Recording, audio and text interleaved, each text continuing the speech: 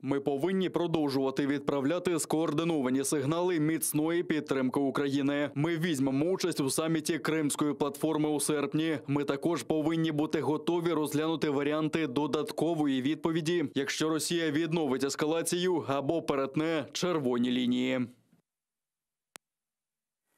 Пане Олеже, Жозеп Боррель подтвердил свою приверженность к участию в Крымской платформе. Такую приверженность подтвердили еще ряд лидеров западных держав и не только. Вот 23 августа уже должен состояться саммит этой Крымской платформы. Какой результат работы вы бы считали наиболее эффективным? На самом деле Крымская платформа — это будет, насколько мне известно, многоуровневый процесс. Действительно будет трек и экспертный, будет трек и лидеров государств, и дипломатических ведомств. Я думаю, что на выходе мы могли бы получить несколько различноуровневых результатов. С одной стороны, это скоординированность позиций Украины и западных государств относительно того, что будем делать все вместе в случае активизации боевых действий со стороны Российской Федерации. То есть в случае усиления агрессии. Раз. Два.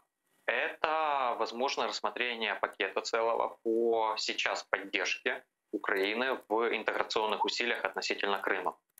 Это различные программы поддержки, это ресоциализации перемещенных лиц, это создание инфраструктуры связанности, это возможность работы в кибер- и цифровом пространстве, медийном и так далее. То есть здесь есть целый ряд вещей, которые можно проактивно делать уже сейчас для того, чтобы противодействовать дезинтеграционным усилиям России. Третье — это, возможно, некие инициативы на международной арене. Подобный диалог мог бы продолжаться и в других европейских либо западных, и не только, на самом деле, западных столицах, который бы уже распадался бы на конкретные треки, на конкретные задачи.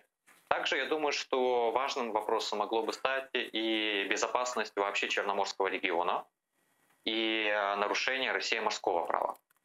В данном случае это вообще отдельное направление, которое имеет достаточно серьезные перспективы, хорошие. Я думаю, что им также в рамках Крымской платформы могли бы заняться.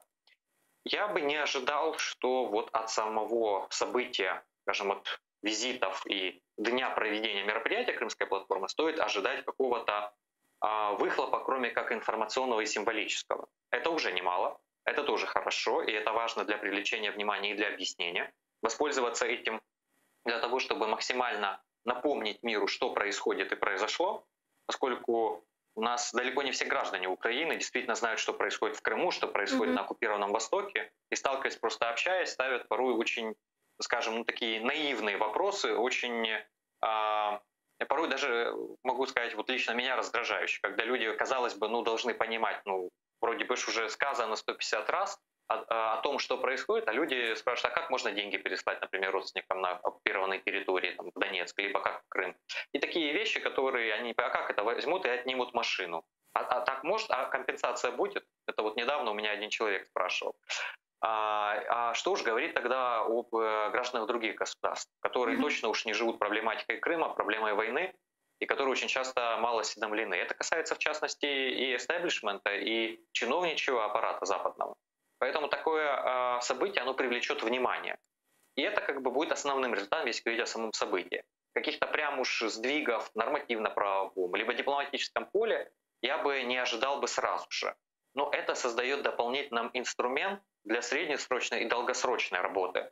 И этот инструмент может быть очень эффективным и очень значимым там, где он понадобится. А как бы повлияло участие России в Крымской платформе? Верите ли вы в это?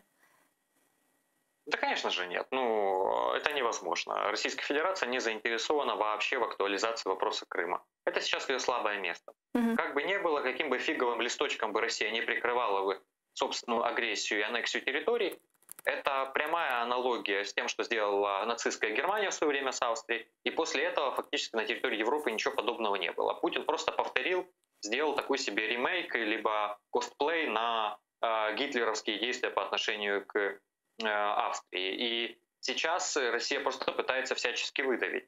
Я думаю, что они рассчитывали, имеется в виду выдавить с информационного, пространства политического, я думаю, что они рассчитывали все-таки на захват большего количества территорий.